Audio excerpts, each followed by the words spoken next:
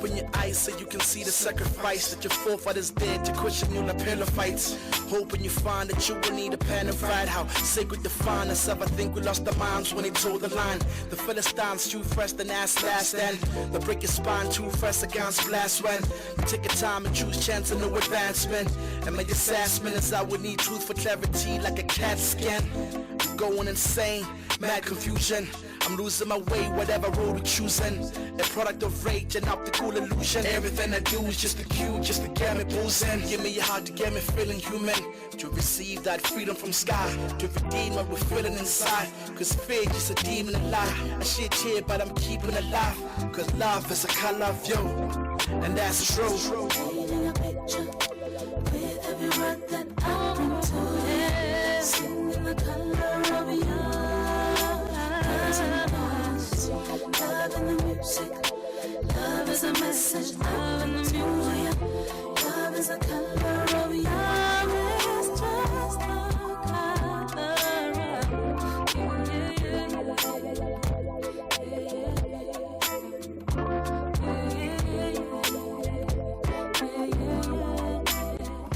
It is Kabomo featuring Notendo on this one, Color of You, and that is how we kick off the show on this fine Monday afternoon. I hope you had a great weekend, feeling rested and rejuvenated as we wind down on November, the last week of November, preparing to usher in the 12th month of the year. Speaking of ushering in things, today also marks the launch of 16 days of activism against no violence towards women and children. And of course, we know that the Deputy President, Paul Mashatile, is going to be undertaking that official marker to open the 2024 campaign out in the Northwest. But for us, we're going to touch base with Shouted Now and find out, 16 days of activism, particularly for youth, by youth, and what that entails. Also, coming up on the show today, we're presenting you yet another opportunity. On a Monday, we like to bring opportunities your way. So we're looking at the Youth Entrepreneurship Week for 2024. It's all about empowering Africa's young entrepreneurs one story at a time. We're going to touch base with the folks there. And of course, Easy Pay Everywhere Tech Skills Bursaries for everybody. We'll find out from Easy Pay Everywhere about those bursaries. So that's coming up in the first hour. On the other side of 2 o'clock, we're going to have a conversation looking at whether or not SA tertiary institutions are equipping young folks with skills that are needed for them to thrive, particularly for future jobs. So we'll have that conversation. And of course, we're going to also look at ways to attract and retain Gen Z as part of your workforce in 2025 and beyond. 086 000 2032. That is the number that you can call us on, and 061 410 4107 is our WhatsApp line. It is The Full Circle with myself, Bridget Masinga, on SAFM. The Full Circle with Bridget Masinga, Monday to Friday, 1 to 3 p.m. We are catching up with Veronica Mulefe, Shouted Now District Manager, my apologies, and the second Deputy Chair on Senex's Health Professionals Civil Society Forum. So South African women are facing gender-based violence in alarming numbers as we mark 16 days of activism. And we know the 16 days of activism for no violence against women and children campaign is a United Nations campaign that takes place annually from November 25th until the 10th of December. And it's a campaign that we obviously champion and rally behind here domestically. But let's just also get a gauge. Let's have an introspective analysis of where we are in 2024. How are you doing, Veronica? Veronica? Hello, can you hear me? Now I can. How are you? I'm good, thanks. How are you? Great. Thank you very much. So today we are launching 16 Days of Activism. And of course, you've written a opinion piece that looks at a deeply overlooked issue. Why is it so important for us to actually amplify this matter during this period in particular?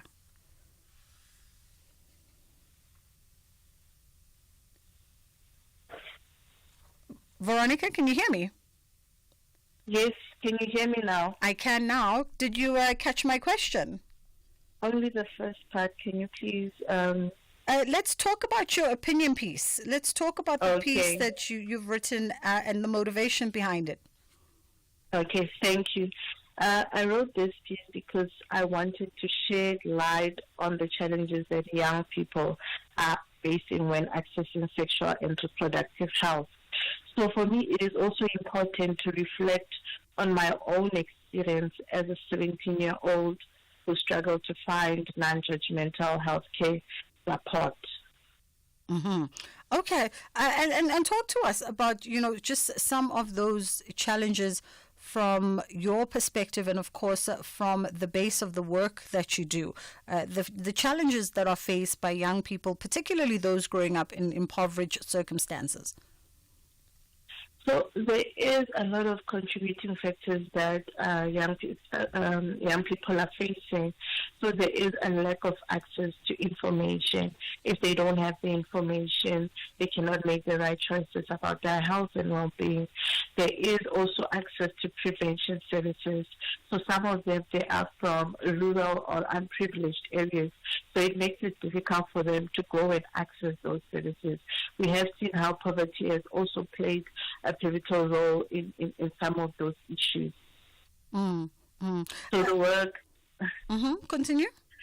So there's still the work that I do at Shouted Now, where we have large mobile clinics that go in those hard-to-reach areas to create that private and non-judgmental space for young people. What do you see, or why do you see the persistence of these issues, the lack of information or lack of access to information, lack of access to health, especially as you've repeated now, access to spaces that are non-judgmental for young people?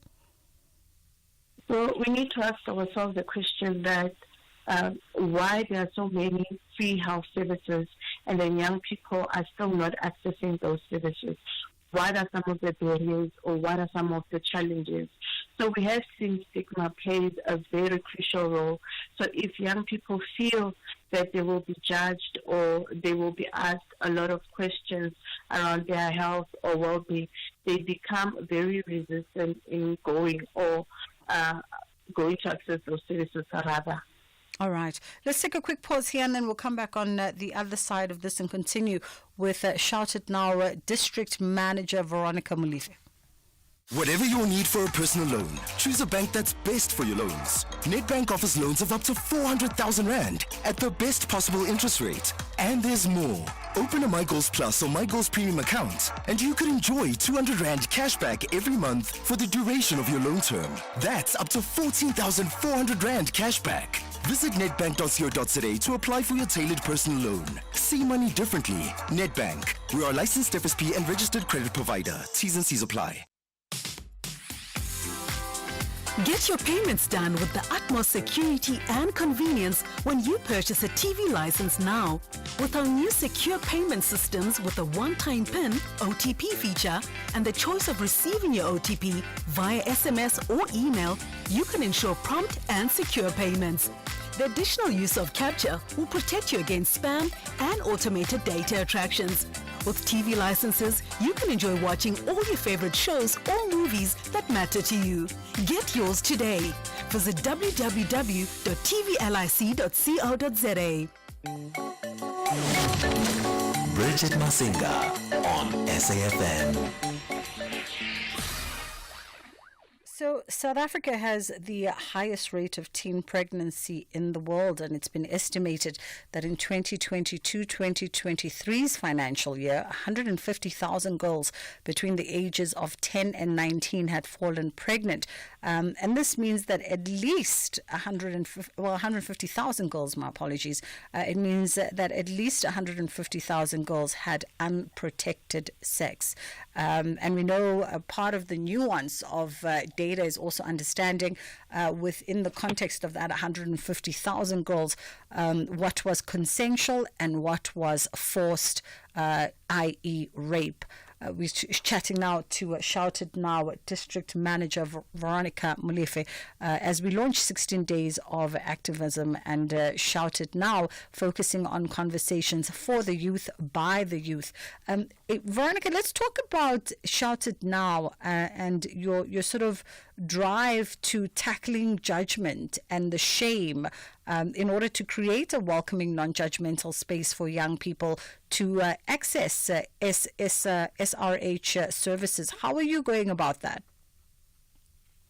So Shouted Now is a non-governmental organization that provides prevention services. We have mobile clinics that go into different areas which are hard to reach. We create those private and non-judgmental space, and we have ensured that majority of Shouted Now staff is below the age of 35. So those mobiles provide services to those young women or young men. And have you found that recruiting staff, because I know that you guys recruit staff from communities, and as you just mentioned that a lot of your staff also falls within that youth bracket, and have you found that this has served to improve your connection as well as your impact with young people? Yes, it does. So we recruit staff members from the communities that we serve. So this is one of the strategies that we use to build trust with the young people.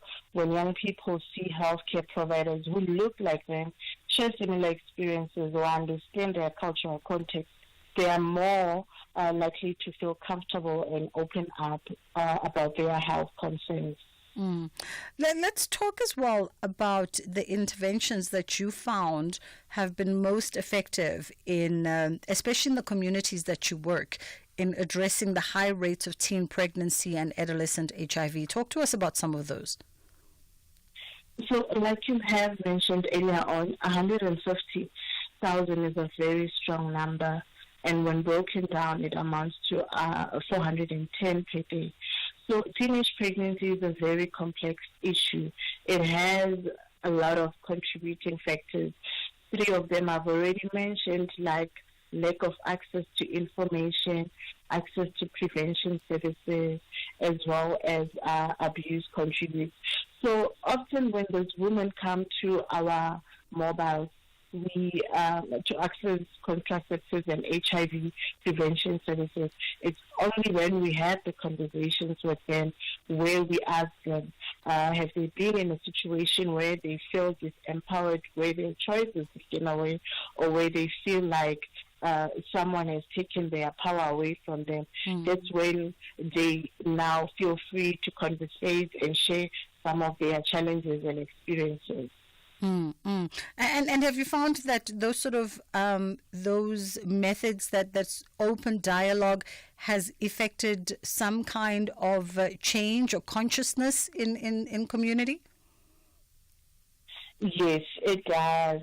You know, one thing that we have seen is that it is important for communities and families to ensure that they create an environment where young people feel safe to seek help.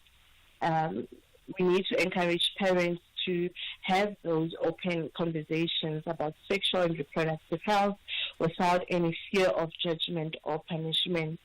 You know, today we launched 16 days of activism, and we know that this day is really a day of reminder and I think magnified awareness, right, of the challenges that we face globally, but particularly domestically. How effective are campaigns such as 16 days of activism, in your opinion? You know, 16 days of activism shouldn't be only on 16 days of activism. It should be on a daily basis from the first day to the last day. So those campaigns, you need to have them on a daily basis to raise awareness and to take action against women and children gender-based violence.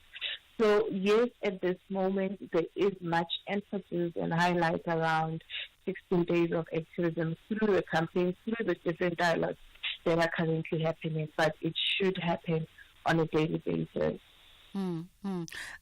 But by way of just perhaps policy changes, talk to us about, your strategic plan as the Deputy Chair of SANEC's Health Professionals Civil Society Program, and how that sort of speaks to your focused agenda for 2024. So SANEC is South African National AIDS Council. So it brings together government, civil society, and private sector to create a collective response to HIV, TB, and STI in South Africa. So it has about 80 sectors. So I am sitting in one of it, which is the health professionals. But there are sectors like youth sector, women, children, and men sector. So we do have a national strategic plan, which is a roadmap. It has different activities and goals, which we need to follow as civil society, as government, as private sector. So it's a guiding tool, and there are several, four goals in that national strategic plan. So one that I like most is breaking down barriers to achieving solutions for HIV, TB, and STI. So it shows that this is a multi-sectoral approach. We need to come together as a collective to end stigma or HIV and support young people. Just your final parting shots for young folks who are listening to us today, because your drive with the Shout It Now this year is really a message for the youth, by the youth. Yes. So my message to young people who are currently listening now is that your health is your most valuable asset, and it's very important to protect it. There's no shame in seeking help or information. You deserve to have access to accurate, non-judgmental, and confidential care. Awesome. Veronica Malifa, thank you so much for the time. And she is the district manager for Shout It Now. Still so much to come on the show today. We're going to be catching up with the Youth Entrepreneurship Week on the other side of the headline news. And they're about empowering Africa's young entrepreneurs, one story at a time. We're also going to catch up with the folks at Easy Pay Everywhere, and we're looking at this bursary program that they've got going up. So you might have a keen interest in that. Our lines are open if you want to share your perspective or your opinion on any of the conversations. You're more than welcome to do so. You can drop us a voice note on 061-410-4107, or you can give us a call on 086 000 2032. SAFM has signed a code of conduct that is enforced by the Broadcasting Complaints Commission of South Africa. Under the code, we are committed to giving news that is accurate, comment that is fair, and programming that is not harmful, does not amount to hate speech, or contain violence or explicit sex. If you think we are not living up to that code, then you can inform the Broadcasting Complaints Commission of South Africa. Direct any complaints in writing to the Broadcasting Complaints Commission of South Africa. PO Box 142365. Craig Hall 2024. Fax to 011-326-3198 or an email to bccsa@nabsa.co.za. For more information, please visit www.bccsa.co.za.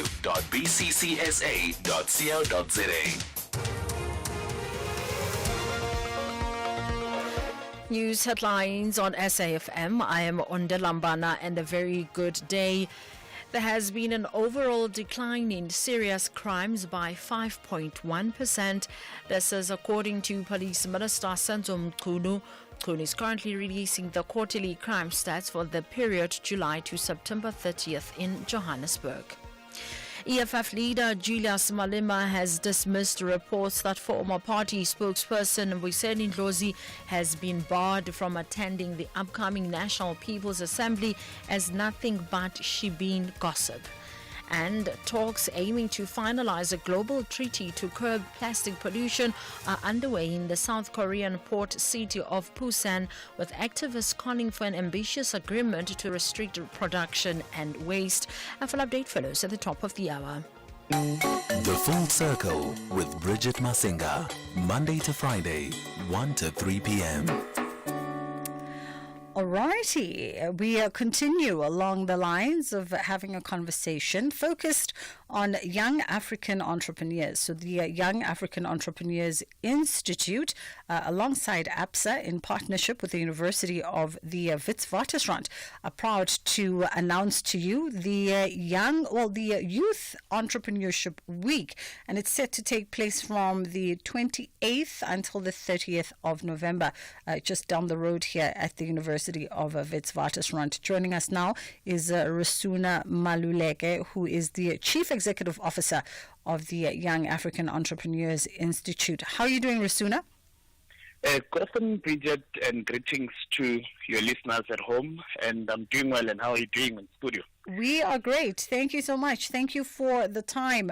All right, let's track it back a little bit, and let's track it back to some of the work that is done by the Young African Entrepreneurs Institute, and how we find ourselves putting together the Youth Entrepreneurship Week. Yes, no, thank you so much. So the Young African Entrepreneurs Institute is basically an organization that focuses on building an entrepreneurial culture that is ecosystem driven, which means that we partner with different ecosystem players to ensure that we support young entrepreneurs across the country.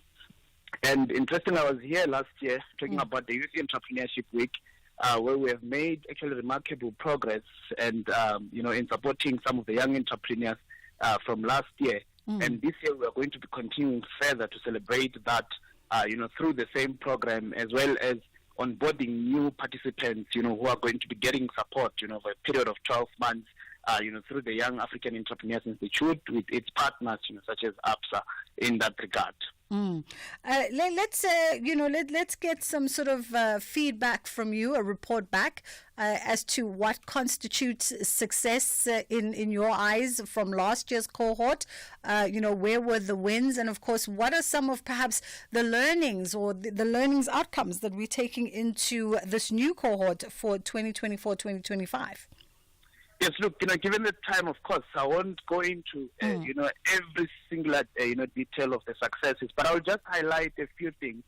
So last year we did have, such, activities as the Youth Innovation Challenge, where we selected about 30 young innovators, into a 12-month program, of which some of them, in actual fact, Bridget, have received, some grant funding from us at the Young African Entrepreneurs Institute, from our partners, such as APSA, and with those grants, they were able to look at product development. I can mention a story, of one lady, Kolile Mapuza, who runs a business called Tendalo, focusing on recycling, used tire tubes into making bags. We went with her to London, fully sponsored by APSA, for her to gain exposure and explore some, new markets. So those are some of the successes, but, also other guys such as M-Connect, which looks at running exams, without using the internet, given the digital divide that still exists in our country. So there are some of these, small businesses and innovators that are getting support. But also through the Institute, we have advisory services that we get to offer, where most of the young entrepreneurs can actually reach out to us, and through other partnerships such as Bowman, they are getting legal support, and all those things. So what we have been doing and continue to do is to say that how do we take a programmatic play into ensuring that young people get to receive support, from our work with the different ecosystem players, as I've been saying.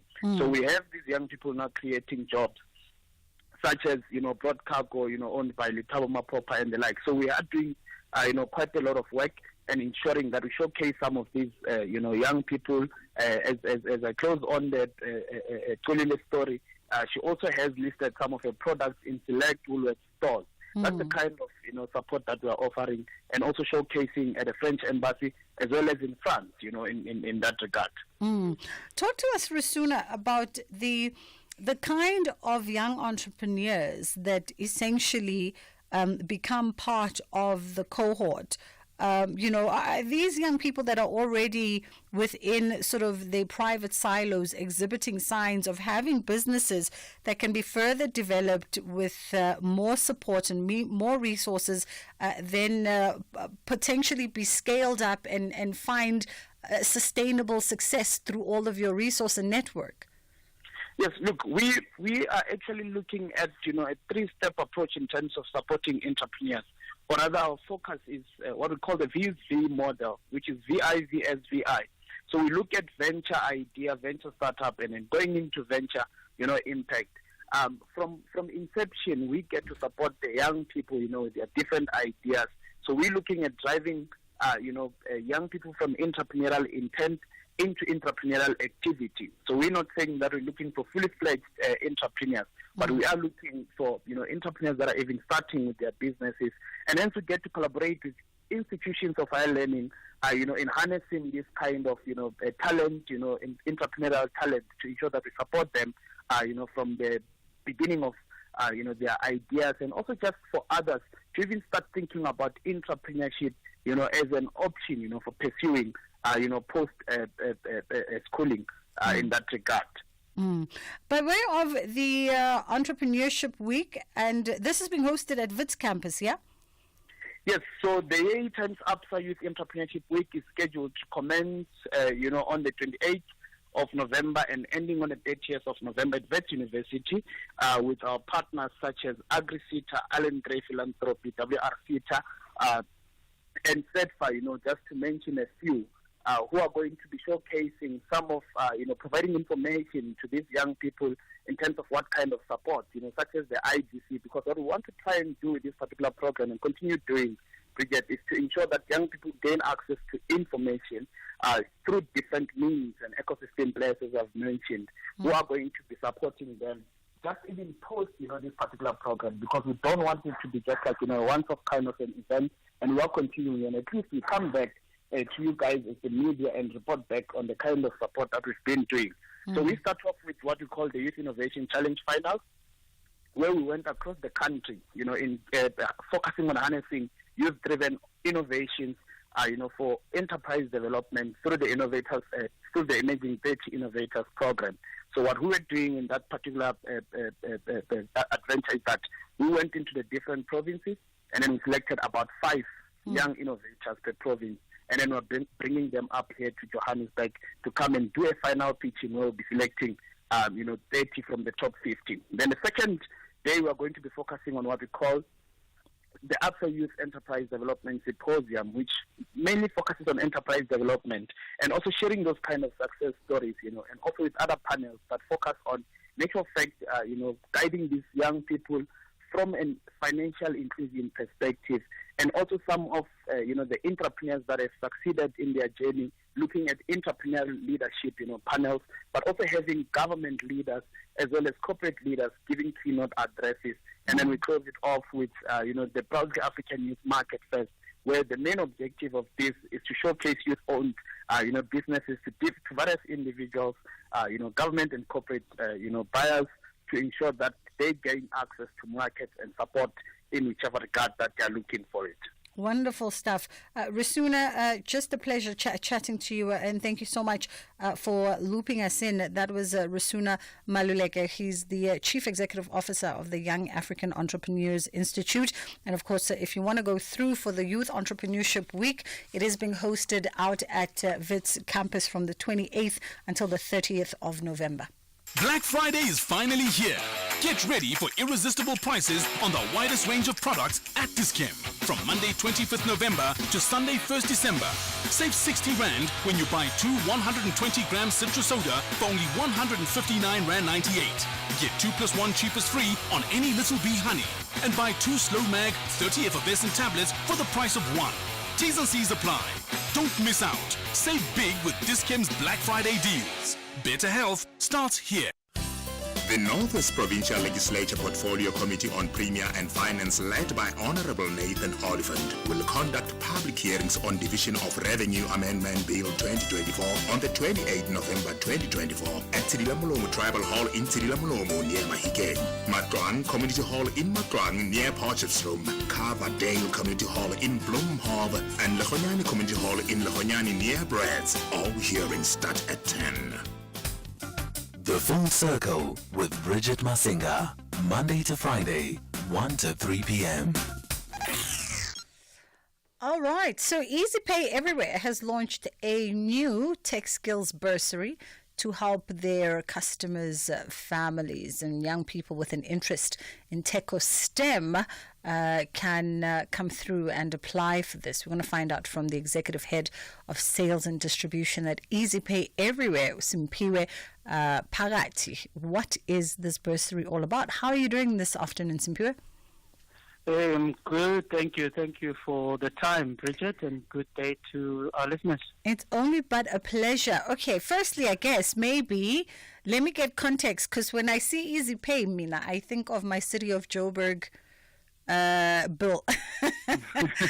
I think of my City of Joburg bill and paying it at Pick and Pay. Am I thinking along the right lines? Partly. Okay. That is more on our formal business. That is part of the group, the Lesaka group, definitely one of our businesses. But the EasyPay Everywhere business that we are talking about is the banking side of the business that actually provides financial services solutions such as transactional accounts, lending, as well as insurance to the low-income clients, predominantly our grant-based clients, which kind of will make sense when I talk about this bursary even more. Okay, so let's launch straight into that then, in terms of what inspired the launch of the Tech Skills Bursary, and of course, who are we targeting? Who is to benefit from it? Fantastic, thanks. Now, one of the things we've seen is obviously the need to really educate as many of our clients and their kids. We predominantly bank grant-based clients. And if you look at that grant base, about 70% goes to child support grant across the country. There's 12 million. 70% of them is paid to people with children or who are supporting children in particular. And that presented an opportunity then for us to say, how could we play a role in actually assisting either our clients, because some of them are mothers, because this is get to them as well, anyone between 18 and 29 years old, or their children. If you are also looking after your the kids and they are in varsity now. So we thought, let us really tailor-make a bursary scheme where one or 9 of them could win a bursary to the value of 100,000 rand to cover their tuition, as well as all the requirements for their second year of studies. Got you. I mean, why stop at 9 when we could have just made it a cool million and gone for 10? But that's to be debated with yourself and your executives. What fields of study are we looking at here? Because I alluded to folks who have an interest in tech and STEM. Yeah, so I mean, we are fintech, in essence, providing financial services. So we thought let's also then play a key role in harnessing and building skills in the technology and engineering space. So it is your engineering, it is your information systems, it is all your math-related fields, as well as data science and the like. So those are the fields that we really are trying to focus on. And we specifically went second year for a reason. We're looking for somebody who's kind of passed the first year of at least by 65%, because, we need to meet someone who's also giving their pound in flesh in terms of giving their studies all the energy it deserves. So if you're already in varsity, finishing your first year, at least a minimum of 65, we're saying we'll take care of the rest of the journey for you. Okay. I mean, I get that. You must already have some skin, as you say, some skin and dedication in the game. So by way of just the other criteria, because it is that time of the year where, students are sort of trying to navigate what must happen come 2024. Is the application window still open or is it closed? And if so, what is the criteria? Absolutely. So criteria is simple. One, you need to be a client of ours, an EasyPay Everywhere a card holder, and then apply on behalf of your kids or relatives. How do you apply? Visit any of our branches. We've got more than 230 across the country. Or to open a bank account. Visit our Facebook page. You'll be able to see a link that says apply. Then you can start the application process. The application is only closing on the 27th of January. Okay. So there's definitely still a window for you to apply. Okay. So 27th of January is the D-Day for that. Just to confirm, the Facebook page, is it just EasyPay? In this day and age, we can never be too careful. EasyPay Everywhere. EasyPay Everywhere is the Facebook page. EasyPay Everywhere is the Facebook page. Correct. Okay. And of course, you did say that the bursary, so it's up to 100,000 per year, and this would include things like registration fees, tuition fees. Would it also include the sort of other support structure that students require, like food and housing grant and things of that sort? We'll look at it on a case-by-case basis, and definitely if there's a need, we will definitely, if the 100,000 is not enough, we will engage with the successful applicant to see how we can close the rest of the gaps. All right. Definitely. So one other avenue is they can check our website. It's www.epe-online.co.za as well, if you want more information around this bursary program. Give us that website again. www.epe-online.co.za. Lovely stuff.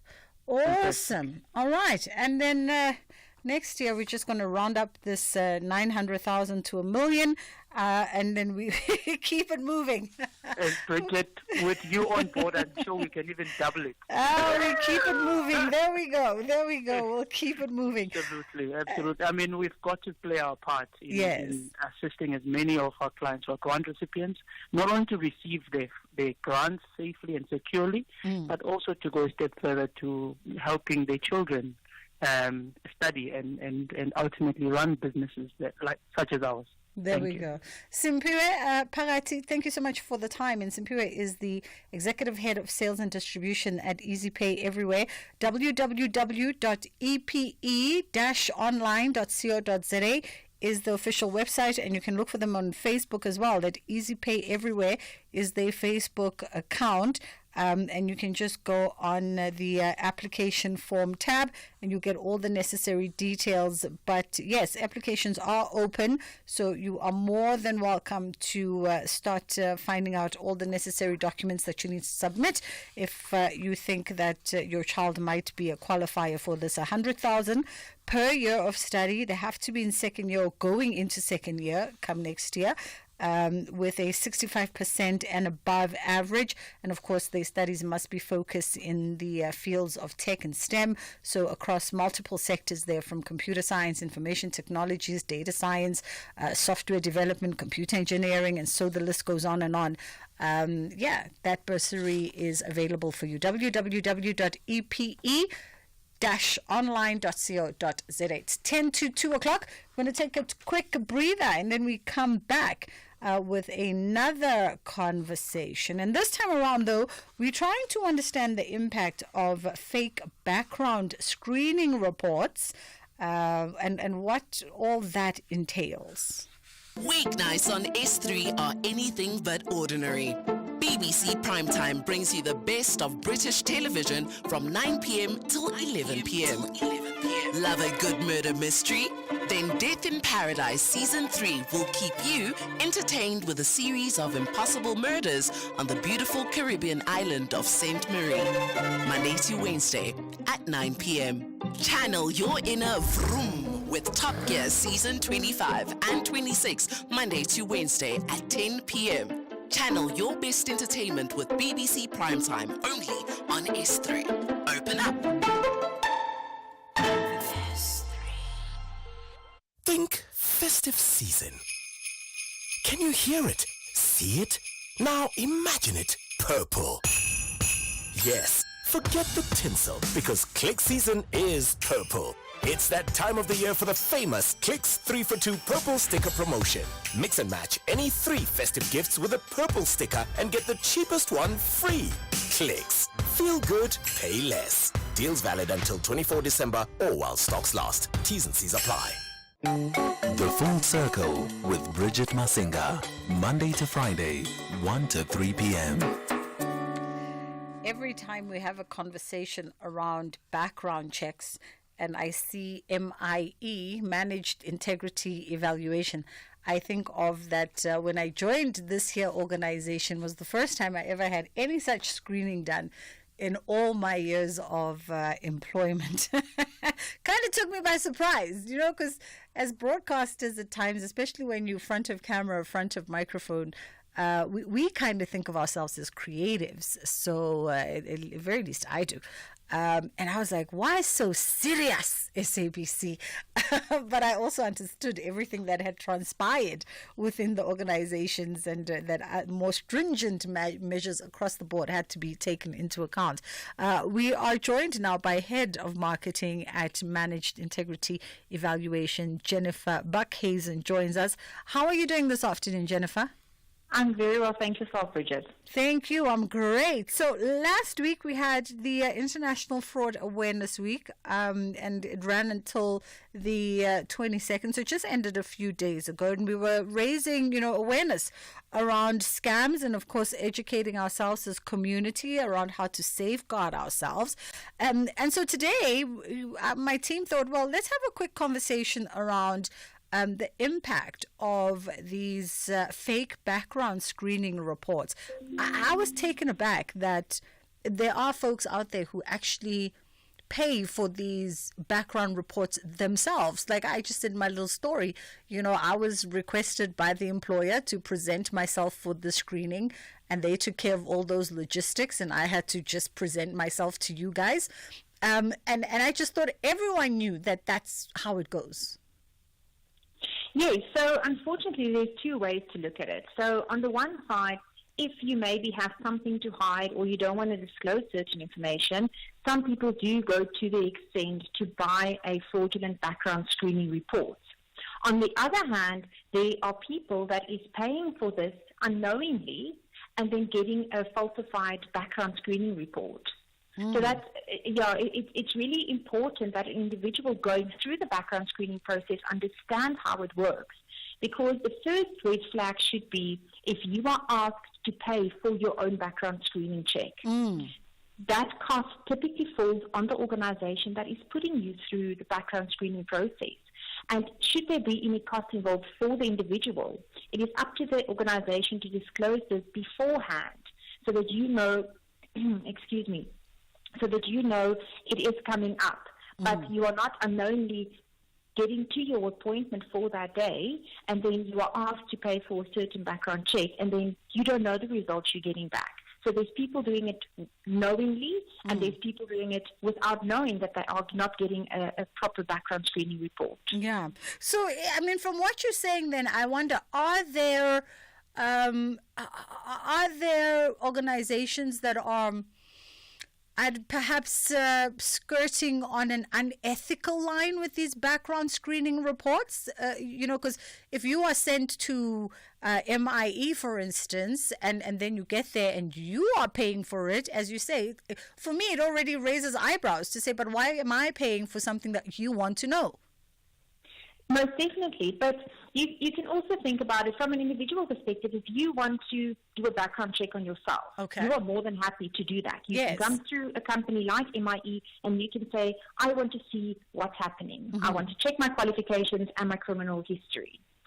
But if you are going through the employment process, companies are doing, as you rightly mentioned in the beginning of the conversation, companies are doing these checks to make sure that the people they are employing, they are qualified, they have the necessary skills, their CV has been gone through. So they go through the entire process to make sure when they onboard a person, they've checked everything and they are happy with that person's credentials. Now, with the high unemployment in South Africa, unfortunately, desperate times call for desperate measures, and there are people that want to take the easy route to go about submitting a document. And we had an instance where a candidate was sent to get or to do the background screening check, and she did a credit check. And upon receiving the results, she had to go through another screening process, and they asked her to pay again, and that raised red flags for her. Coming back to MIE, she wanted to know whether that report was actually submitted by MIE, and we couldn't find any records. So she was fraudulently obtaining that document, but unknowingly, I mean. So it's really important that you ask the right questions, and if something is too good to be true, it usually is. And if a company is asking you to pay or are leaving out details about the process, then that should raise a red flag for you. Yeah. Tell me this, the implications of fraudulent screening activities, especially if you've taken it upon yourself as an individual to go solicit a fraudulent clearance. Well, if you are caught with a fraudulent background screening report or any fraudulent document for that matter, if a case is opened up against you, you can either end up paying a hefty fine, or if it's a really serious offence, you can even face jail time. So it's really important to think, you're not just buying a piece of paper and thinking this would help you in your search for employment. You should the consequences if you are caught. It's the same with buying a falsified certificate, qualification, like a matric certificate. I mean, it's become so easy to do a very simple social media search to buy a fake matric qualification. Now, it's all good and well making the process easier of obtaining that, but if you take that certificate and that is verified, it will come back as fraudulent, and then you will be registered with the Southern Africa Fraud Prevention Services, which has a massive impact on an individual. Your integrity will be in question for any future employment opportunities. So you should really think about the consequences. And just Jennifer, touch quickly for us on what are the best practices for those who are seeking jobs, but also wanting to maybe just verify the authenticity of some recruitment agencies and the kinds of background check methods that they're using?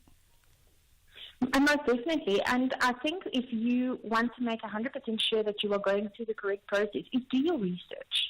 Go online, see the company that you are dealing with. Most reputable organizations have some sort of online reviews where you can go and see what have other people posted about them. Are they legitimate? Do they have a website? So make sure that the company or organization that you're dealing with is credible. Secondly, if there's anything that you are unsure about, that you want to know about the process, how anything works, is speak to the organization, ask for clarification, because if they are not willing to answer those questions for you, again, that should be a red flag. And it's really just it's important for a person, trust your instincts about the process, because that same person I was speaking about earlier, when they arrived at the so-called recruitment organization who is asking them to pay for their background screening checks, there were about 40 other individuals sitting there waiting for the checks to be done. So it's really scary if you think about that, because on the one hand, people are trying to make money off these candidates, and on the other hand, people are just seeking employment. Absolutely. Jennifer Buckhazen, thank you so much for the time. Head of Marketing at the Managed Integrity Evaluation. It's at 2 o'clock on the dot. Ondela standing by with the news.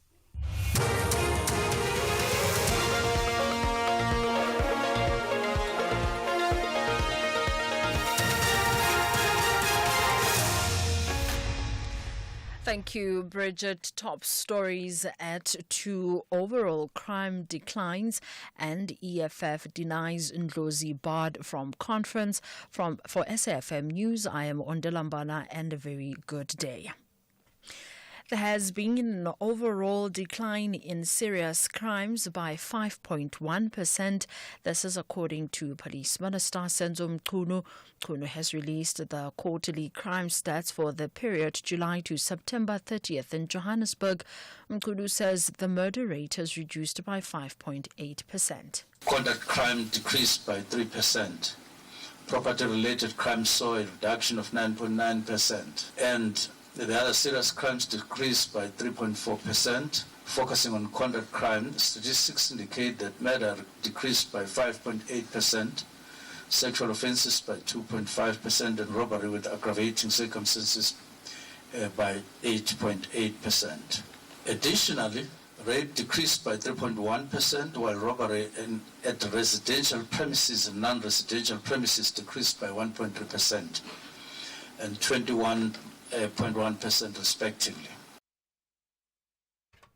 Deputy President Paul Mashatile has called on society at large to do more to end violence against women and children. Mashatile was leading the national launch of the 16 Days of Activism for No Violence Against Women and Children in Rustenburg in the Northwest. Mashatile emphasized that incidents of gender-based violence must be reported to the police and we must not shield those who commit these heinous crimes. EFF leader Julius Malema has dismissed reports that former party spokesperson Mbuyiseni Ndlozi has been barred from attending the upcoming National People's Assembly as nothing but shebeen gossip. Malema speaking at a media briefing in Johannesburg, Gauteng today ahead of the party's third upcoming National People's Assembly next month. The EFF leader's comments come in light of prominent leaders who have departed from the party, such as former Deputy President Floyd Shivambu and former National Chairperson Dali Mpofu. Malema says it is only EFF which will announce on Ndlozi if there is anything regarding the matter. Following the resurfacing of 14 illegal Mozambican miners that included a 14-year-old in Shaft 10 in Stilfontein in the northwest, SANCO in the province has reiterated its call for the government to retrieve those who still remain underground. According to the civic organization, the illegal miners managed to resurface on their own because the government is not assisting them. And talks to finalize a global treaty to curb plastic pollution are underway in the South Korean port city of Busan, which activists calling for an ambitious agreement to restrict production and waste. The world is producing far more plastic than it has the ability to process. The UN estimates that about 20 million tons of it ends up in our seas and oceans annually. Recapping the top story, there has been an overall decline in serious crimes by 5.1%. This is according to Police Minister Senzo Mchunu. Mchunu has released the quarterly crime stats for the period to September 30th in Johannesburg. I am Ondela for SAFM News. Headlines at 2:30. Ever tried to paint a wall with only a brush? Or hung a picture on just a nail and a prayer? The contestants on My Design Rules will be the first to tell you good design starts with the right tools. Tune in to My Design Rules every Sunday at 7 p.m. on SABC3 and stand a chance to win a weekend away in the winning apartment. From beginner projects to expert builds, Buco has the tools and materials you need to get the job done. Ready to kickstart your next DIY project? Begin with Buco. Buco. Festive season is around the corner. Tell hooray! Unlike most, Paul, I don't sweat going home because I have a Nedbank Just Invest account. So I'll be up this festive season. No borrowing, guys. Even you, Mr. Voiceman. Must be nice to be you, Mabel. Mara, you can also be like Mabel and earn up to 8.5% interest. Open yours via the Money app in under 2 minutes. See money differently. Nedbank. We're a licensed FSP and registered credit provider. Promo rates apply. Visit nedbank.co.za for more info. Get your payments done with the utmost security and convenience when you purchase a TV license now. With our new secure payment systems with a one-time PIN, OTP feature, and the choice of receiving your OTP via SMS or email, you can ensure prompt and secure payments. The additional use of capture will protect you against spam and automated data attractions. With TV licenses, you can enjoy watching all your favorite shows or movies that matter to you. Get yours today. Visit www.tvlic.co.za. The Full Circle with Bridget Masinga, Monday to Friday, 1 to 3 p.m.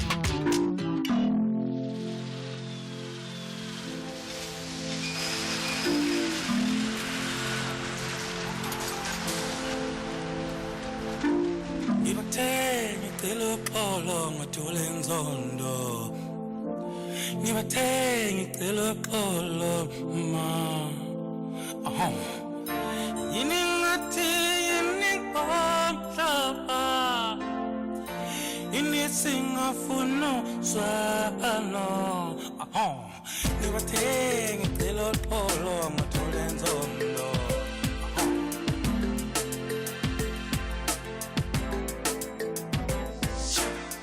Majali kole kama kambo ya minena Congo Kambo to jali komona na Afrika Yawe yo yo Mama la mukara pongi esila ya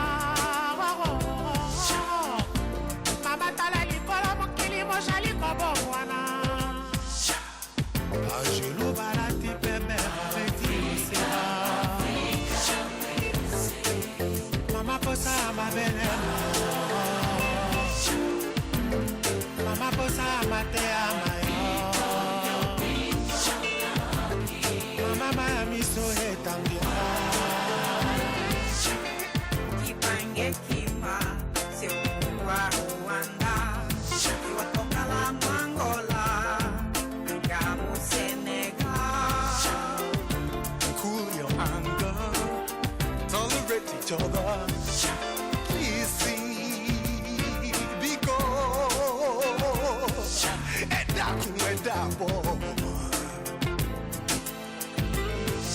Together, united, we can stand so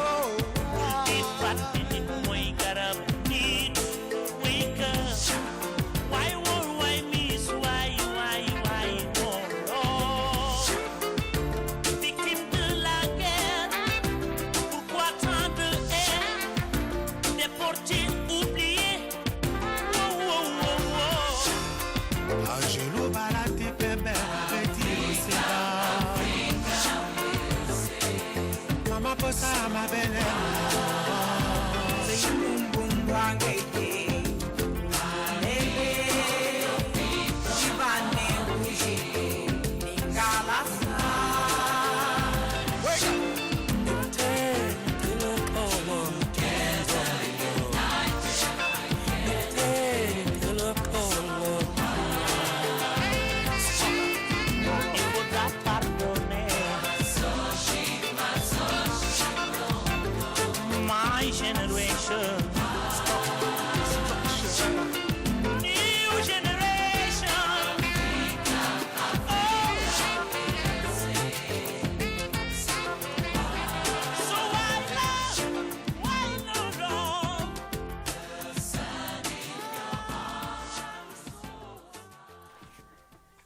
It is Papa Wemba featuring Jabu Kanyile and a host of other artists on this one. So Why is the name of the song, and that is how we entered the second hour of the show. We are going to be having a conversation now, and we're talking around just You know, tertiary education and tertiary institutions, and whether or not it's equipping young folks with the skills that they need to thrive. And our guest who's going to be joining us for this conversation is Prof. Kobus Oosthuizen. By the way, our lines are open. If you want to be a part of the conversation, you're more than welcome to do so. You can give us a shout on 061 410 4107, 086 000 2032. In fact, let me literally catch my breath and then we'll come back on the other side of this. It's heating up on My Design Rules, South Africa's hottest interior design reality show, this Sunday evening at 7 on S3. Watch as our design duos get cooking on their kitchen spaces. It's the heart of the home, but with the stress of deadline hanging over their heads, it's causing nothing but high blood pressure. Channel your interior designer with My Design Rules, Sunday evenings at 7 only on S3.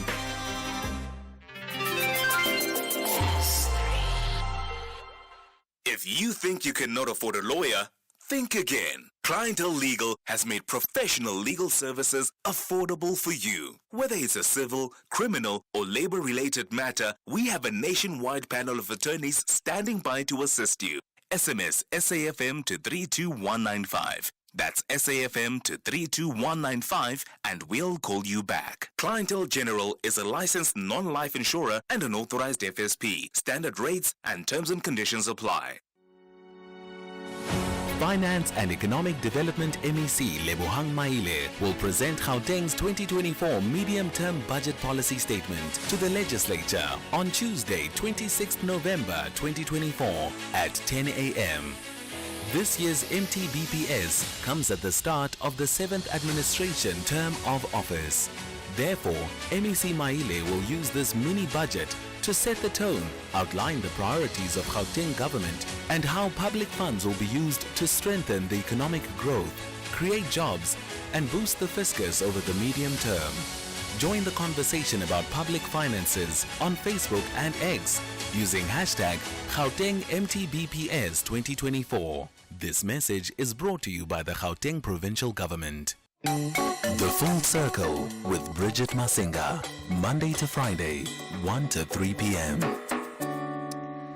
All right, let's have this conversation. So the latest quarterly labor force survey paints a very grim picture of South Africa's youth unemployment crisis, with minimal improvements despite ongoing efforts. And the reality, as pointed out, is that it's raising critical questions about just the preparedness of tertiary institutions to actually equip young people with the skills that they're going to require in order to thrive in a very competitive and technologically driven job market. And we thought we'd invite Prof. Kobus Oosthuizen, who is the Dean of Postgraduate Studies at Boston City Campus, to talk us through this. How are you doing this afternoon, Prof? Good afternoon, Bridget, and good afternoon to the listeners. Thank you for having me. We're doing very well. Thank you so much. Awesome. Thank you for the time. Maybe also give us some insights around the latest quarterly labor force survey and the kind of picture that's been painted there around South Africa's youth unemployment crises. Bridget, thank you very much for the question. Yes, indeed, the data from the quarterly labor force survey illustrates the scale of our beloved country's unemployment crisis, and particularly among the youth. And while the third quarter of 2024 saw an increase of around 290,000 jobs, of course, this is far from enough to offset the deep structural unemployment that persists. And what's concerning is also the growing percentage of individuals in long-term unemployment. In other words, those people who have been jobless for over a year. But now enters the whole AI and automation, which one could see as potential to reshape industries and create new job opportunities. But they also pose risks, of course, by automating tasks traditionally done by humans. And I think to address this, we must focus on developing a workforce that is digitally skilled and adaptable. And then, of course, it implies investing in science, technology, engineering, and mathematics education is critical, and as these areas, of course, underpin much of the innovation-driven, or rather driving the so-called fourth industrial revolution. And I mean, you've heard people already talk about the fifth. And at the same time, we need, of course, to nurture entrepreneurial ecosystems that enable young people to become job creators rather than necessarily solely job seekers. So AI itself can be part of the solution, driving productivity in key sectors and opening up opportunities in support industries. So this begs the question then about where is the missing gap, Prof? What is it from tertiary to employment that is missing, and how do tertiaries better position themselves to ensure that these critical questions around preparedness are addressed in very tangible, impactful ways, and really in the immediate? Because when we talk about living in, the fourth industrial revolution, it's been a current state of mind globally, a current state of existence globally for the last 5 to 10 years now. It's not a new concept. It's just innovating and accelerating at a rapid pace. Absolutely. Bridget, yes, maybe just to against the backdrop of the challenges of unemployment, I think go beyond just individual skills and extend into also the structural inequalities that define our economy, like unequal access to quality education, limited digital infrastructure, the urban-rural divide continue to hold back many young people. So, addressing these issues requires systemic interventions. Digital infrastructure, particularly in our rural and underdeveloped areas, which must be, of course, a national priority. And, policymakers, private sector leaders need to collaborate. And beyond this, we need to shift the focus of education that you refer to include more, I think, also vocational and technical training that provides direct pathways to employment. And tackling these entrenched issues, of course, won't be easy, but it's essential if we want to break the cycle of unemployment that has persisted for generations. And you've indicated how fast the world is changing. And my view is that many tertiary institutions are struggling to keep up with this pace, and their curricula often lag behind the realities of the modern workplace. And this mismatch leaves graduates often at a disadvantage when they enter the job market. And maybe just in closing, to address this, I believe universities need to rethink how they design and deliver education. So courses must be flexible, regularly updated to reflect the latest industry trends, and of course, very important, collaboration with industry partners can ensure that students are learning skills that have immediate relevance in the workplace. So, in addition, the short-term, intensive programs that focus on emerging fields like cybersecurity, programming, data analytics, which can provide young people with the tools they need to succeed in this tech-driven economy. I'm sort of pressed to keep harping at the point of why does it seem as though institutions of higher learning are so archaic or so reluctant to be a bit more flexible and a bit more fluid in their responses to the needs of the time? Yes, Bridget, I think that's quite a complex. Well, the question is straightforward. I think the answer is perhaps quite complex. Of course, the education system functions within a regulatory framework, and one can appreciate that it must be so to ensure, that prevent fly-by-nights and all those kinds of sharks entering the market as well. But oftentimes, to make significant adjustments to programs is also sometimes a laborious process in order, within the broader regulatory framework. But, we have to understand and appreciate it's the potential that it's revolutionizing AI now, specifically education itself. Universities can, of course, use AI to enhance the learning experiences in very powerful ways, such as adaptive learning platforms, for example, which can personalize educational content to meet unique needs of students, helping them overcome challenges and mastering new skills, and of course, streamlining administrative processes like enrollment, grading, and so forth. But perhaps for me, most importantly, is that universities must prepare students to use AI responsibly in their future careers, which, of course, this means not only teaching technical AI skills, but also instilling a deep understanding of the ethical implications of it, including issues like that so frequently spoke about in the media as well, the bias, privacy, accountability, and so forth. But by integrating AI into education, we can ensure that students graduate ready to thrive, if I may use that expression, in this increasingly AI-driven world. But as you've indicated, it feels like we're playing, beating the same drum over and over. Why is there lags? And their progress has been made, definitively.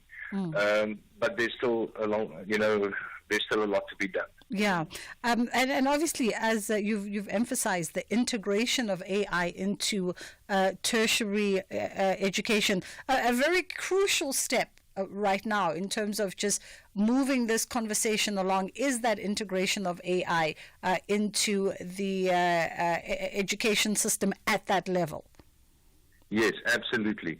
In the initial stages, and I just recall, you'll think back, when was this, toward the end of 2022, when ChatGPT made its appearance, and everybody's on the bandwagon, and we, over time, not entirely sure what it is, how it works, what's the implications thereof. But I mean, it's just 2 years later, and we've seen the fundamental and phenomenal impact it has had on society as a whole, but so much more also in the education space. So many universities have been working tirelessly in forming or developing policies.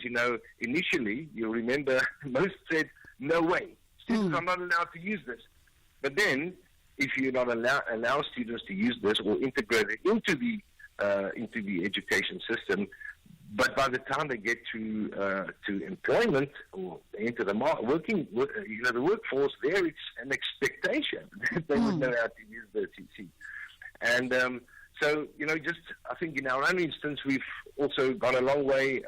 Experimentation, AI tutoring, AI tutor integration, and as I've indicated, also on the administrative processes and so forth. But I think, and maybe I'm now stepping onto dangerous ground, but I would go as far as to say I would deem it irresponsible for an institution of higher education who doesn't take this matter very serious. And there's not clear-cut answers to everything, but being passive is not the answer. It is in going forward. There's in collaborative, collaboration between all the stakeholders, education, industry, government, and a lot of work is being done also on formulating a AI strategy for South Africa.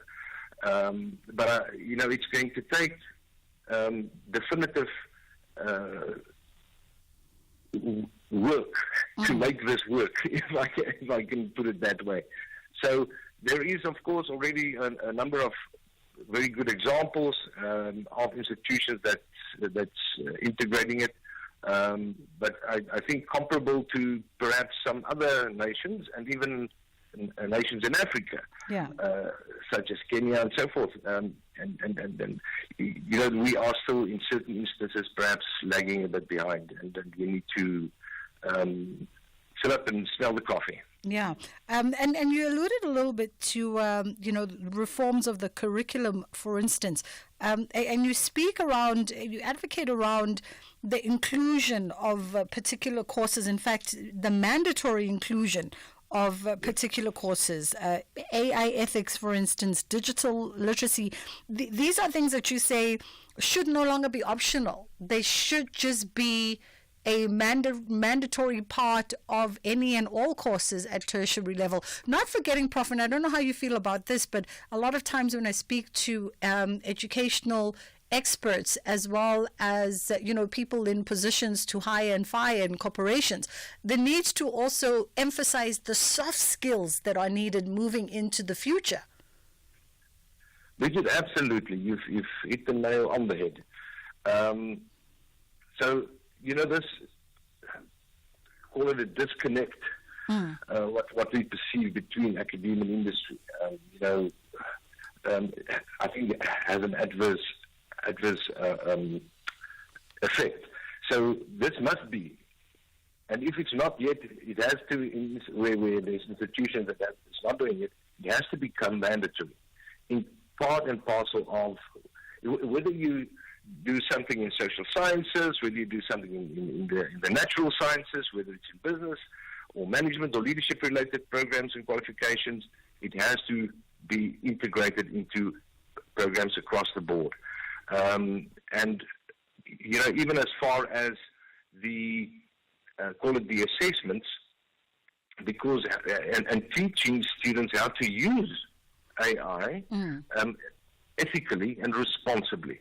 Because, there's also the fears of that our metacognitive skills could be adversely affected if we become over-reliant on AI. Yeah. So, the responsibility on educators is actually huge, to convey those skills to students, to use these technologies also in an appropriate and proper way. But it's it's imbuing every part of our lives.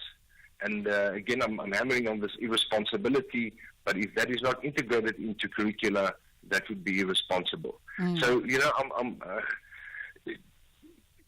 bridging the gap also then, of course, requires closer collaboration between universities and business, and internships as an example, work-integrated learning should also become a standard part of the tertiary education programs, giving students real-world experience before they graduate. So in addition to that, institutions should also establish advisory boards that include industry leaders who can provide insights into these emerging trends and the skills requirements. Absolutely. But you've hit it head on the nail, Bridget. Prof. Kobus Oosthuizen, we appreciate the time with you. And Prof. is the Dean of Postgraduate Studies at Boston City Campus. In a few moments, we're going to hit past, and of course, Ondela is going to bring you the headline news. But whilst we do that, whilst we get ready for that, rather, let me just remind you that coming up in the final half hour of the show, we are going to be looking at ways to attract and retain a Gen Z workforce in 2025 and beyond. And then we might just end it off with a bit of a light conversation around year-end functions. So that time of the year, HR, I'm sure, is already soliciting ideas for y'all. What do you want to do this year? Where do you want to go? How do we team build? Please invite us to your year-end events. Please invite us to your year-end event. My team and I like a good party, and we're always in good spirits and good energy. So we'll definitely come to your year-end event and be part of all the celebrations that are happening. But that is coming up on the other side of 2:30.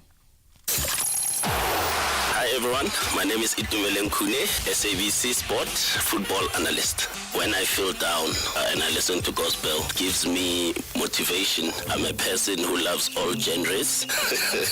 If I was a chef, my favorite meal that I would prepare would be pap, cabbage, meaty bones, with a bit of acha on the side. My favorite language is Portuguese. Bom dia, como está? Estou bem. What I like about SABC Sport is because they give you the platform and the permission to be yourself and speak any language. Catch the ever-passionate Itumeleng Kuna's analysis of Ibola Leju on match days, live on Latuma. Proudly brought to you by SABC Sport.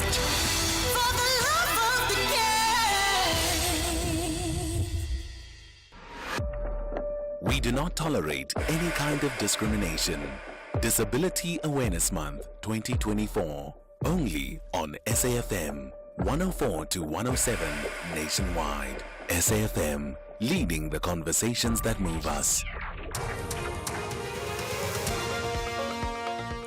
News headlines at 2:30. I am Ondelambana, and a very good day. Minister of Communications and Digital Technologies Soli Malatsi says the funding of what he calls dual elimination of TV signals poses a serious threat to meeting the deadline for analog switch off. There has been an overall decline in serious crimes by 5.1%. This is according to Police Minister Senzo Mchunu. Mchunu has released the quarterly crime stats for the period July to September 30th in Johannesburg. And a far-right pro-Russian candidate has won a surprise victory in the first round of Romania's presidential election with more than 99% of the votes counted. Călin Georgescu has an unassailable lead. A full update for those at the top of the hour. This program is brought to you by SABC Education. Enriching minds, enriching lives.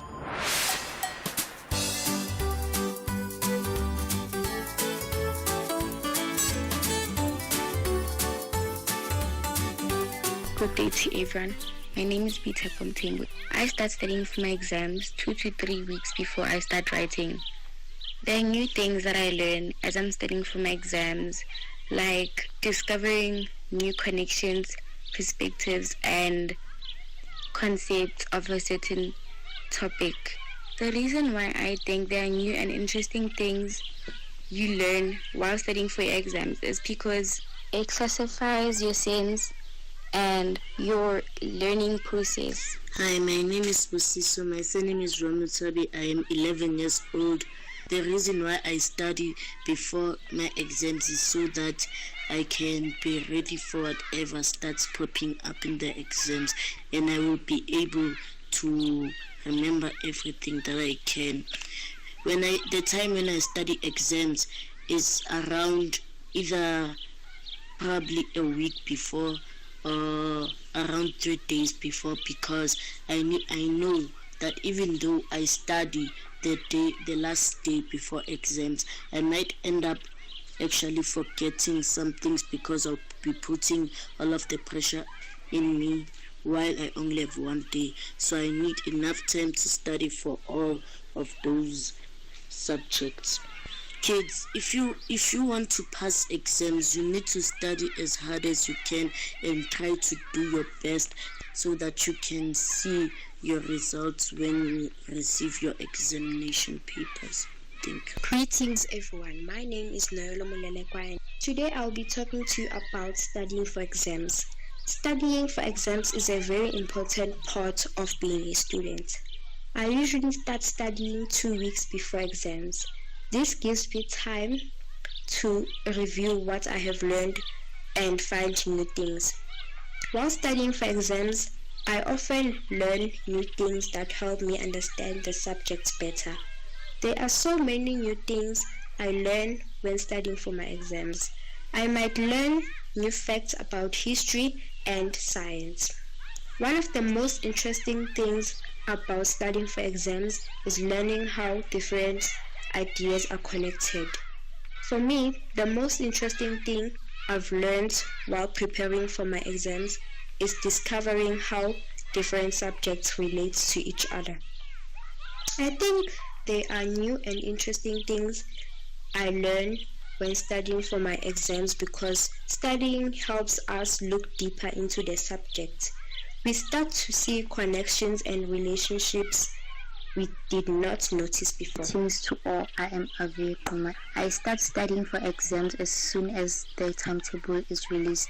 It's not about memorizing facts, but about making connections and understanding concepts. I've learned that different subjects are interconnected, like maths and physical sciences, and engineering, graphics and design, and civil technology.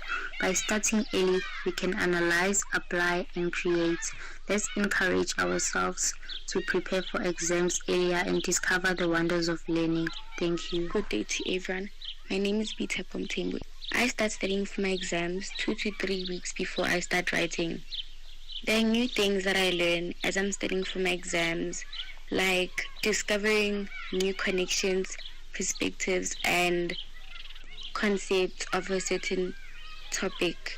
The reason why I think there are new and interesting things you learn while studying for your exams is because it classifies your sense and your learning process. Some things that I've been doing is making more time for myself to study. I've been going to extra classes. I started studying longer. And some things I stopped doing is going out on the weekends and rather staying home to study. And I stopped being on my phone as much. All in all, I just hope I do well though. Thank you for listening. Bye. My name is Durezang Ndlovu. I truly do need more time to revise. I am using a study workshop booklet that we got at school to revise for all my work. During the exam period, I just stop using my phone more. I would also say that children just need to read a lot more. That will help them with their vocabulary.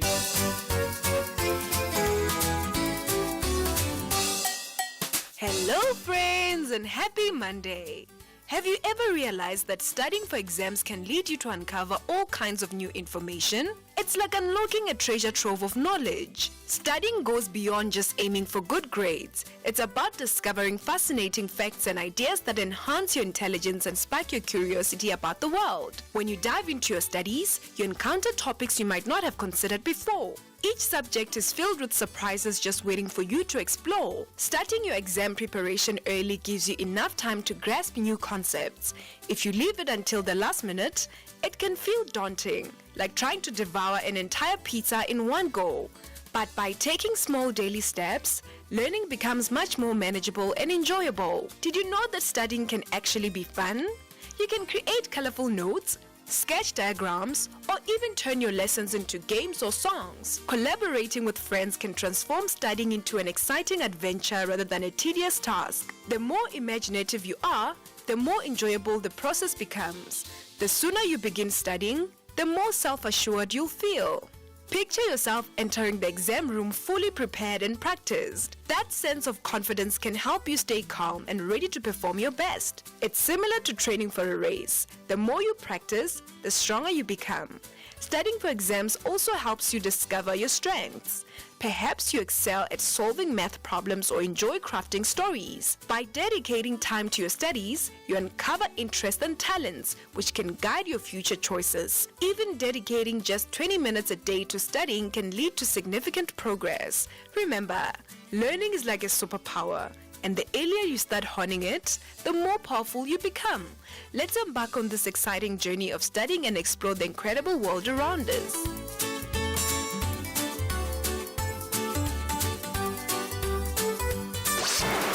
This program was brought to you by SABC Education. Enriching minds, enriching lives. If you think you cannot afford a lawyer, think again. Clientele Legal has made professional legal services affordable for you. Whether it's a civil, criminal, or labor-related matter, we have a nationwide panel of attorneys standing by to assist you. SMS SAFM to 32195. That's SAFM to 32195 and we'll call you back. Clientele General is a licensed non-life insurer and an authorized FSP. Standard rates and terms and conditions apply. Weeknights on S3 are anything but ordinary. BBC Primetime brings you the best of British television from 9 p.m. till 11 p.m. With crime boss the Dean behind bars, the outlaws are moving on with their lives until one of their own returns with a deadly secret, hurling them back into mortal danger. Outlaws Season 3, Fridays at 9 p.m. Then, 3 fishing fanatics embark on the ultimate extreme fishing trip to attempt to catch some of the most elusive, hard-to-catch fish across the globe. Fishing Impossible, Fridays at 10 p.m. Channel your best entertainment with BBC Primetime, only on S3. Open up.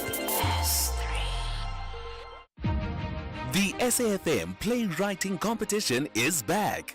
After receiving hundreds of entries last year from South African writers of different ages and ethnic groups sharing their stories, now the time is yours. It's your story. You decide.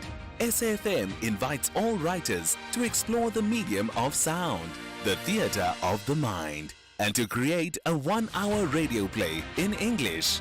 Get writing now and submit your play before the 3rd of February 2025 for a chance to win one of 3 large cash prizes. For more information, visit safm.co.za. SAFM, leading the conversations that move us. The Full Circle with Bridget Masinga, Monday to Friday, 1 to 3 p.m. You know, this conversation around Gen Z as it pertains to the workforce may seem like a abstract conversation for a lot of millennials and certainly baby boomers when we have it.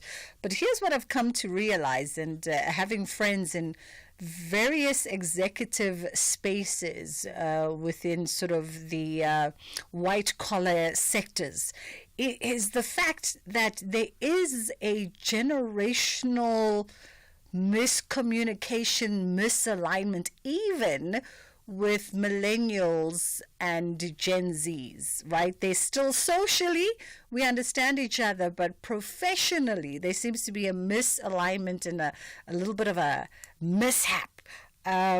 So we continue to have these conversations because by 2030, Gen Z is projected to make up nearly 40% of South Africa's workforce, which means that millennials and baby boomers need to figure out strategies and ways to communicate, connect, and be in a position of integration and exchange with this generation that seem to come into the workforce and disrupt and do things their own way that are oftentimes misunderstood by the other generations. And so we thought we'd catch up with Maggie Moonsamy today, who's the sales manager at Strider Digital, and have a conversation around some ways to attract and retain Gen Z in your workforce going into 2025 and beyond. How are you doing, Maggie?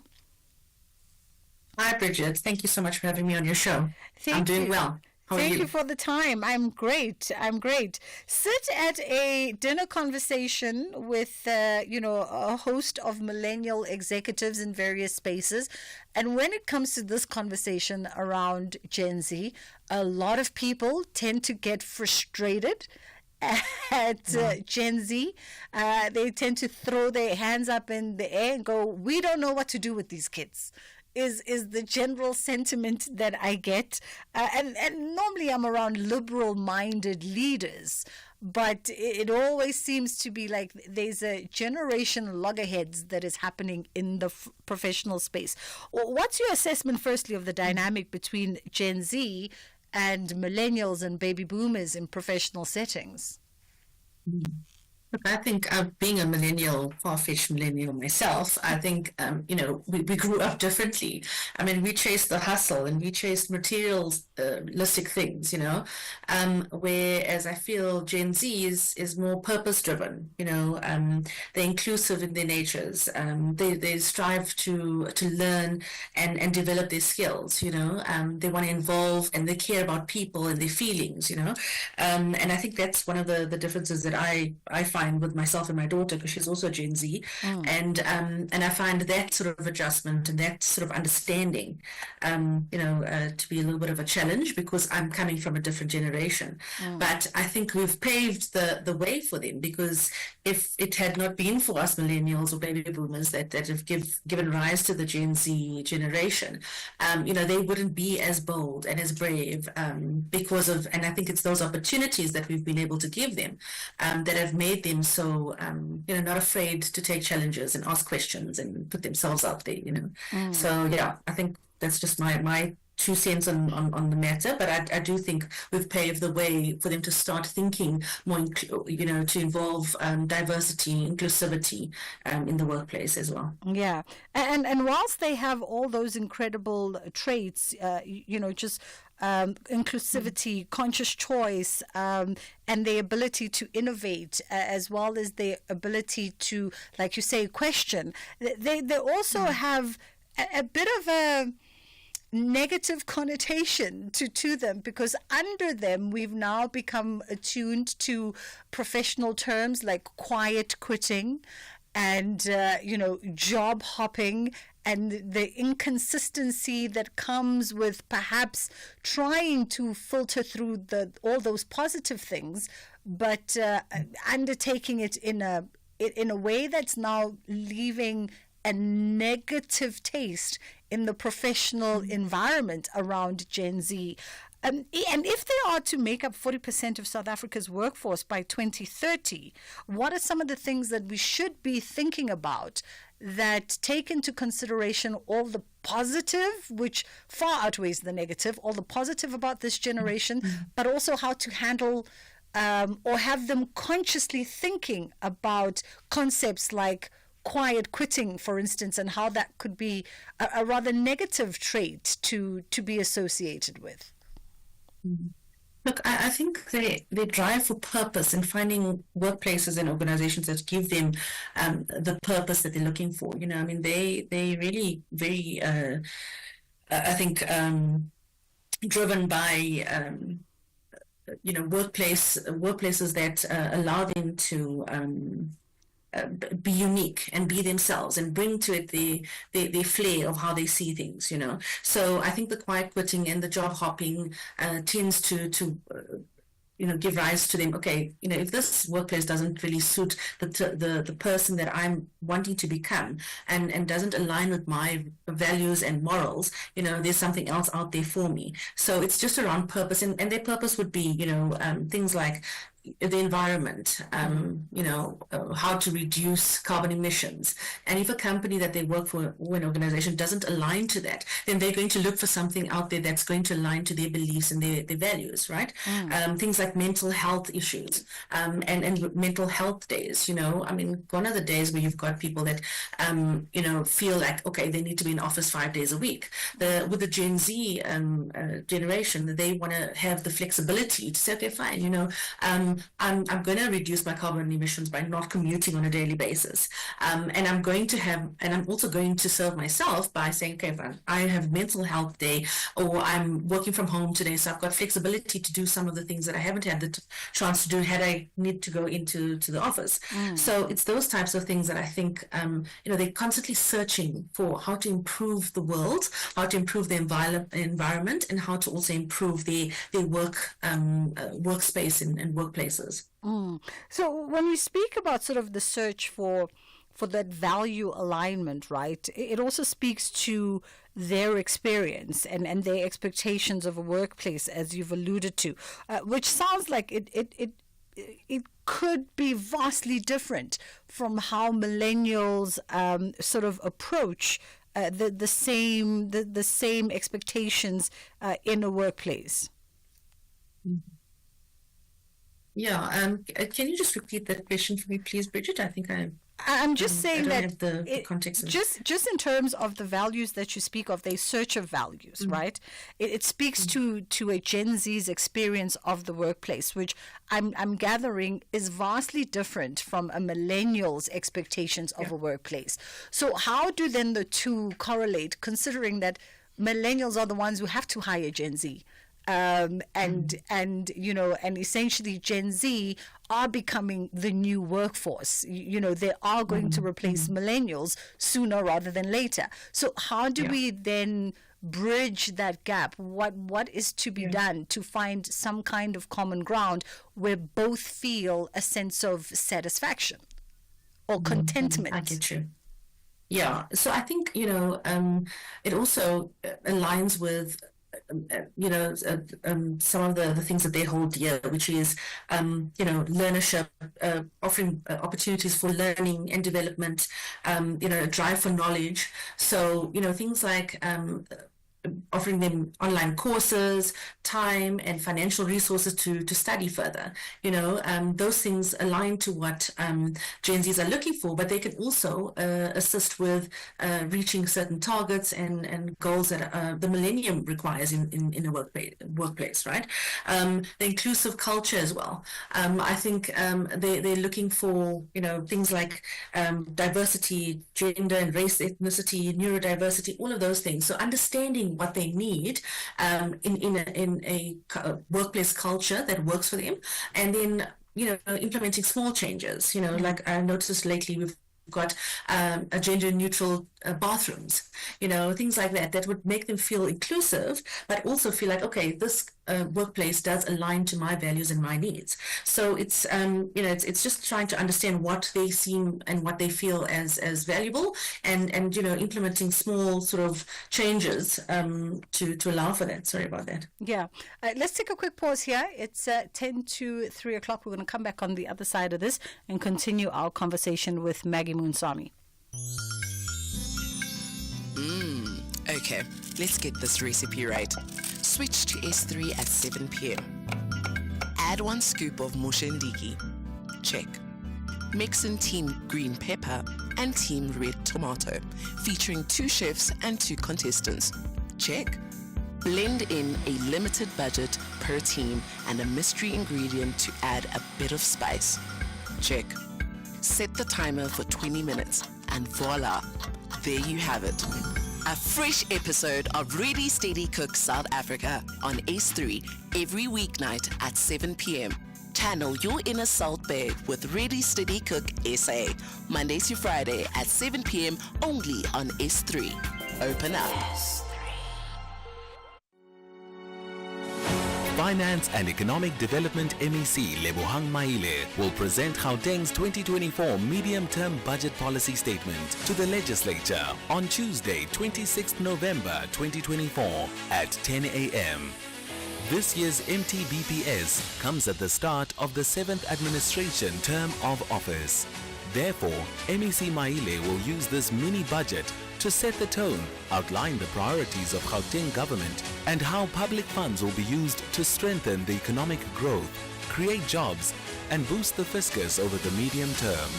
Join the conversation about public finances on Facebook and X using hashtag Gauteng MTBPS 2024. This message is brought to you by the Gauteng Provincial Government. The Full Circle with Bridget Masinga, Monday to Friday, 1 to 3 p.m. Maggie, as we were going into the break, you were talking about just the importance of perhaps offering Gen Zs, things like learning experiences and professional development. Talk to us about why that becomes so critical.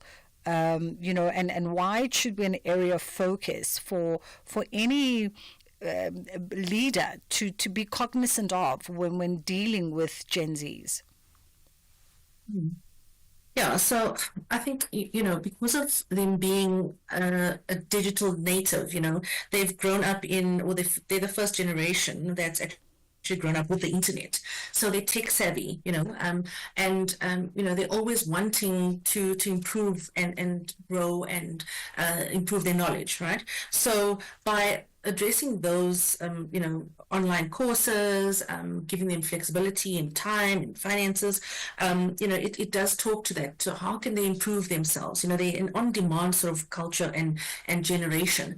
They're constantly on the move and they want to find better and faster ways of doing things. So understanding that and providing them with tools that could assist them is something that they would say, okay, fine, this works with my purpose, this works with my values, and continue to and that would be something that would help employees retain their skills. And it also would try and avoid things like, quiet quitting and job hopping as well. So that's just one of the benefits. I think, they also look at things like wellness programs. A lot of companies now have implemented things like a wellness program where they talk to the softer skills, not just the tech or the experience. It talks about like anxiety, stress, how to actually relate back to those experiences in the workplace. How can we try and help you through those experiences? I mean, you're also talking to a generation that's they've gone through global global unrest, wars, financial crisis, COVID-19. So they do require the need for like mental wellness as well. So things like having a psychologist that they can speak to, workshops on anxiety and stress, etc. All these things give rise to their way of being valuable in that environment, and being like they're becoming an asset, or they're becoming part of the team, or working together with the workplace culture. So those are the things that they're looking for, not just the education and the experience, but it's in a holistic view of the benefits and well-being that employers need to bring to the party there. The biggest mistake perhaps that is made by businesses when trying to attract or retain this generation? I think it's that, not taking their inputs and their ideas seriously in terms of what they need to be more efficient in that environment, like any suggestions that they would have, and the inclusivity, as I mentioned to you, the mental wellness days, the flexibility that they need from working hours, and that's where you get the quiet quitting as well, because when they say, okay, listen, whatever I bring to the table is not being considered seriously, maybe I can find another place that will accommodate me. So I think it's also just thinking, like with millennials, it's about the hustle. It's about, okay, what can you do? How can you improve costs, revenue here, and how can you reduce costs here? And they're more around how people feel and values driven, the purpose, that type of thing. So I think that would be the biggest mistake, is if you don't understand how to actually communicate well with a Gen Z, with the generation, and think that it's going to be business as usual. It's not. You're going to need to accommodate some of those changes. If it is, incremental changes, fine, but they have to see some sort of growth and some sort of development in what they deem as important, Sounds easier said than done, because I think, from conversations with millennial leaders, a lot of them are not even, because all they know is business as usual as it's been conducted under their generation. So they don't see anything wrong with how things are and how the systems are and the push and the drive and the hustle. How do we then begin to sort of let both generations see from the other's perspective in order to find that common ground? Because obviously Gen Zs can't have things their way 100% of the time, exactly the way they want it. But millennials also can't continue just looking at it through a millennial lens without trying to have some sympathy or understanding towards what Gen Zs need. Yeah, I think it boils down to intentionality as well, right? I mean, if we're saying that, by the time 2030 arrives, it's estimated 40% of workforce in SA is going to be Gen Z, then we need to be intentional about it, we need to say, okay, fine, how do we offer them more learning and development exposure? How do we actually start making the environment and the culture more inclusive? How do we improve our benefits and well-being, to accommodate for what they see as important, things like, it's simple things like gym membership, pet insurance, those things they feel is important to them. How do we improve on our tech? Because they want to work on the latest tech. They want to feel like, okay, this is a tool that's going to make them feel more efficient in the workplace, and we need it. So it's those, small changes that we need to be more intentional about and in how we actually start implementing them, but we have to. There is no question about it if we're going to try and retain the workforce, and if we need to make those changes to accommodate for them. All right. Maggie, I think you've given some folks something to think about during this downtime. That was Maggie Moonsamy, sales manager at Strider Digital. Hopefully she's pointed you in the right direction in as far as attracting and retaining a Gen Z workforce into the future of your organization. That is where we leave it today. We fast ran out of time. We wanted to have a lighter conversation around just your year-end functions, but we'll find a place to slot it in somewhere during the course of the week. From myself and my team, thank you so much for choosing to be in conversation with us. Inshallah, God willing, we do it again.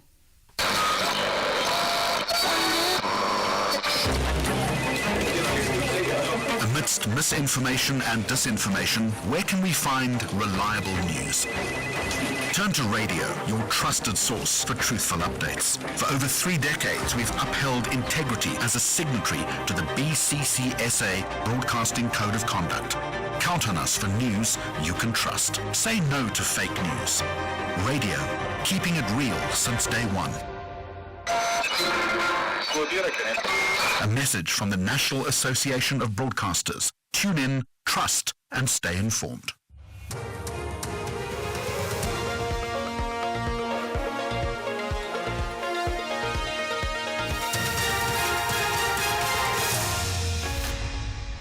Top stories at 3. Uncertainty on the analog switch-off date, and far-right candidate takes shock lead in Romania presidential election. For SAFM News, I'm Ondilambana, and a very good day. Government says there is no guarantee that it will be able to meet next month's deadline for the official switching off of the analog transmitters as part of digital migration. The country is supposed to complete the protected digital migration process from analog by the end of December 2024.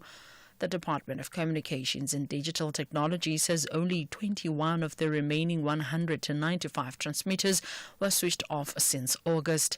The last week Communications and Digital Technologies Minister Solly Malatsi told Parliament that should they go ahead with the switching off as planned, thousands of the poor people will be affected. In simple terms, it comes down to those two choices. The choices that confront us now would be, one, if we proceed with the analog switch on, we are going to leave hundreds of thousands of members of the public behind. And I think that on its own has several implications and consequences, even for the broadcasters. And secondly,